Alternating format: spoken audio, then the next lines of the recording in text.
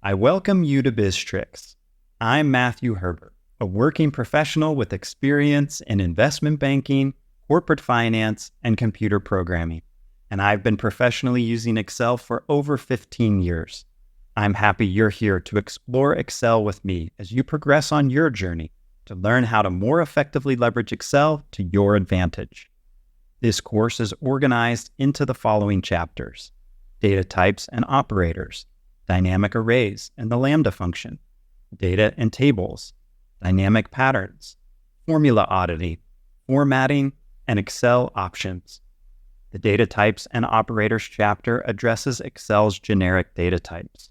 If you're like me, then you get frustrated by some of Excel's implicit conversions.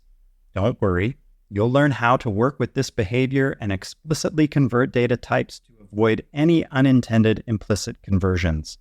The dynamic arrays chapter explains Excel's spill behavior and how both the spill behavior and spill operator can transform how you build formulas. This will reduce or even eliminate the need to manually fill and cascade formulas. You'll also get an introduction to the LAMBDA function and how this can be used to write your own custom functions directly in Excel without needing to open VBA. The data and tables chapter details critical design principles for structuring data on the spreadsheet. These structures will help you avoid mistakes and reduce the work needed to update your model when appending data to existing data sets. You'll see how to easily shift from static tables to dynamic tables, and you'll see how to use Power Query to manage your data import process. The dynamic patterns chapter showcases how to design formulas so that you never have to touch them again, irrespective of whether you append data to existing tables or insert rows into output tables. You'll also learn about the base 10 and base 2 number systems and how to use base 2 to simplify your spreadsheet logic. The formula auditing chapter reviews Excel's native formula auditing tools. Understanding how these tools behave will help you see the way in which you can structure your models to effectively use these tools with lightning speed. You've undoubtedly encountered hard-to-audit formulas, and this chapter will help you rethink your design to make those audits easier.